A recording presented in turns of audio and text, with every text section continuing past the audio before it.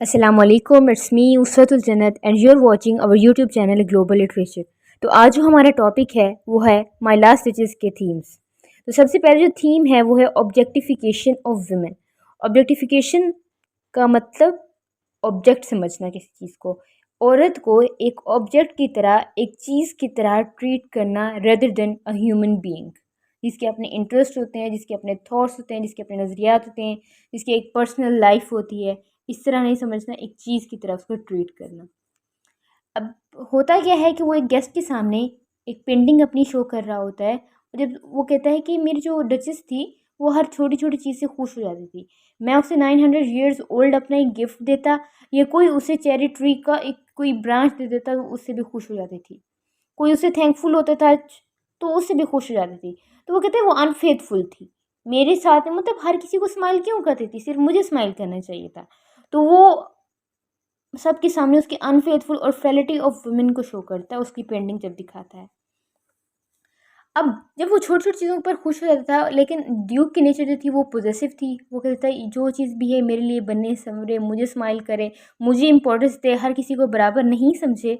हालाँकि ये तो उसकी डचेस की अच्छी क्वालिटीज़ थी कि वो सबके साथ स्माइल, कर्टियस थी, काइंड थी, हर चीज़ पर स्माइल करती थी, उसकी अच्छी नेचर थी। लेकिन ड्यूक जो है वो एक्सट्रीमली पॉसेसिव नेचर का था, और वो कहता था कि सिर्फ़ मुझे स्माइल करे, तो इस चीज़ की वज़ह से उसने कहा कि उसकी डचेस की सारी स्माइल्स खींच लेनी चाहिए, स्टॉप कर देनी चाहिए।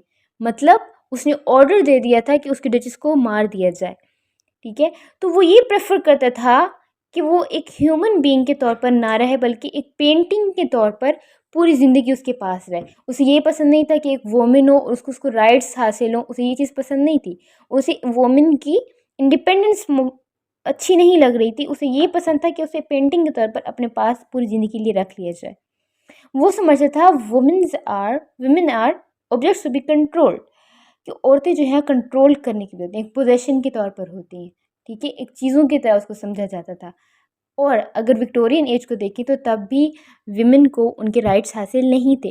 तो विक्टोरियन एज का भी एक थीम इसके अंदर दिखाई दे रहा है, नो राइट्स फॉर विमेन।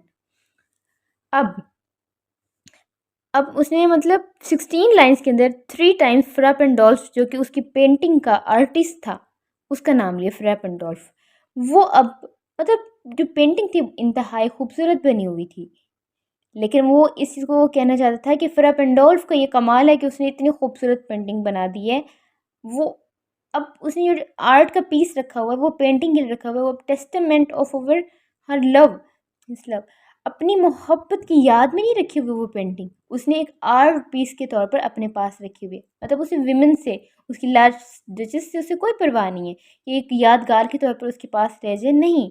वो कहता था जो भी गेस्ट आएगा उनके उसको ले जाता और कर्टन हटाता, और वो ये कहता कि देखो इस पेंटिंग को, देखो ये कितना खूबसूरत है, एक आर्ट पीस के तौर पर शो करता। अब उस वो जो गेस्ट होता है ना, वो उसके जो जिससे शादी करने वाला होता है अभी ड्यूक, उसका फादर होता है उसके साथ। तो वो उसे इनडायरेक्टली ये कहना चाह रहा होता है कि अगर मेरी जो ब्राइड है उसने भी ऐसा सब कुछ किया तो मैंने उसे भी मरवा देना है।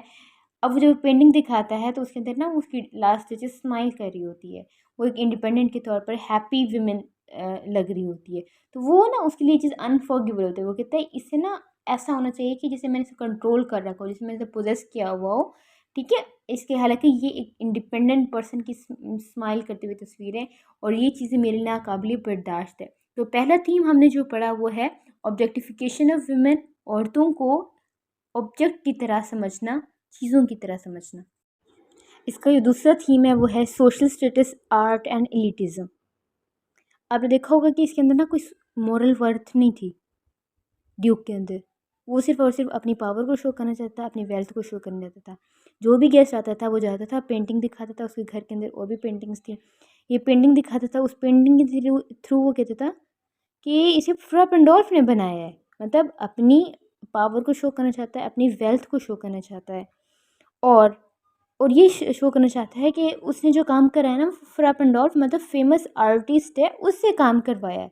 ये उसकी एलीट सोसाइटी दिखाई दे रही है, और शैलोनेस ऑफ एलीट सोसाइटी, मतलब वो अपने डचेस के साथ किस तरह बिहेव कर रहे थे, तो उनकी शैलोनेस दिखाई दे रही है। हर किसी को ये रेफरेंस देता था कि मैंने अपनी डचेस को 900 ईयर्स ओल्ड गिफ्ट दिया था। अपनी अपनी फैमिली की वो वर्थ दिखाना शो कर रहा है। अब उसके पास जो गेस्ट आया होता है, उसकी ब्राइड टू बी जो होने वाली वाइफ होती है, उसका फादर होता है। उसको कहता है कि मैंने सुना है आप बहुत ज़्यादा जेनरस है, बहुत ज़्यादा जनरोसिटी शो करते हैं। फिर बाद में करता है कि मैं डॉवरी वगैरह तो कोई नहीं लूँगा, लेकिन मैंने आपकी जनरोसिटी के बारे में बहुत सोचा है, सुना है और देखना भी चाहूँगा कि कितने जेनरस हैं। इनडायरेक्टली वो यही कह रहा है कि I expect much dowry from you. आप अपनी बेटी को उम्मीद है काफ़ी डॉवरी देंगे। एक स्टैचू होता है उसके घर में, स्टैचू ऑफ नेपच्यून। ठीक है, वो कहते नेपच्यून जैसे गॉड है, मैं भी एक गॉड लाइक फिगर हूँ और मैं हर चीज़ को टेम कर लेता हूँ। वो इस तरह के मैं आपको भी टेम कर लूँगा और आपकी बेटी को भी। अपनी पावर शो कर रहा है। और उस स्टैचू ऑफ नेपच्यून की एस्थेटिक इम्पोर्टेंस हर किसी के सामने बयान करता है, अप्रिसिएशन करता है आर्ट की। तो इस तरह से हमें कौन कौन सा थीम मिला, सोशल स्टेटस का, आर्ट का और इलिटिज़म की शैलोनेस का। इसका तीसरा थीम है कंट्रोल एंड मैनिपुलेशन। ड्यूक चाहता है कि वो वुमेन को कंट्रोल करके रखे एक चीज़ की तरह। ठीक है, वो हर टाइम अपनी पावर की बात करता है, अपनी पेंटिंग दिखा के, अपनी 900 ईयर्स ओल्ड गिफ्ट की बात करके। और उसके घर गेस्ट जो आते हैं, वो पेंटिंग के ऊपर उसने एक कर्टन लगाया हुआ है। ठीक है, वो जिस गेस्ट को चाहता है बुलाता है और पेंटिंग के सामने एक सीट रखी हुई होती है, वहाँ पे बिठाता है और कर्टन हटाता है और दिखाता है। वो अपने ऑडियंस के सामने ये बात शो करना चाहता है कि मेरी मर्ज़ी मैं जिसको दिखाऊं और मेरी मर्ज़ी जिसको ना दिखाऊं, कि ये मेरे पास पावर है, आप लोगों के पास पावर नहीं है। ठीक है, अब पेंटिंग जब दिखाता है कि पूरी की पूरी स्टोरी फिर सुनाता है डचेस की, अपनी लास्ट डचेस की कहानी सुनाता है। अब वो जो होता है ना, कंट्रोल करता है फ्लो ऑफ कन्वर्सेशन को। सारी की सारी कन्वर्सेशन वो खुद कर रहा होता है, सारी बात वो खुद कर रहा होता है। इस तरह ठीक कन्वर्सेशन करके अपनी डोमिनेंस को शो कर रहा है कि मैं चाहूँ जितना बोलूँ, जिसको समझूँ, जिसको दिखाऊँ। ठीक है, कन्वर्सेशन करके खुद को अपनी वो डोमिनेंस शो कर रहा होता है। स्ट्रेंजर्स जब आते हैं, ठीक है, उससे सवाल करते हैं, कोई भी पेंटिंग देखता है तो वो पूछता है कि डचेस के ऊपर के चेहरे के ऊपर जो स्माइल है, इसकी क्या पीछे वजह थी। तो वो स्टूडेंट जिसको ये जवाब देता है, उसका जो भी गेस्ट होता है, कि तुम पहले नहीं हो जो ये सवाल कर रहा है, जो भी ये पेंटिंग देखा है वो मुझसे पहले भी ये सवाल कर चुका है। तो ये कहना चाहता है कि तुम पहले नहीं हो कि जिसने ये सवाल किया है, और भी हैं जिन्होंने इस तरह का सवाल किया है। ठीक है, इधर भी अपनी डोमिनेंस दिखा रहा है, अपनी पावर दिखा रहा है और दूसरों को लो फील करवा रहा है। हर जगह पे ना वो जब भी बात करते हैं यू यू करके बात करता है, आप, तुम। ठीक है, और मतलब वो कहता है कि हर चीज़ दूसरा मैं जिस तरह फील करवाना चाह रही हूँ, करवा रहा हूँ, वैसे फील करे। इस तरह उसकी मैनिपुलेशन भी शो हो रही है। तो ये थर्ड थीम कौन सा था, कंट्रोल एंड मैनिपुलेशन।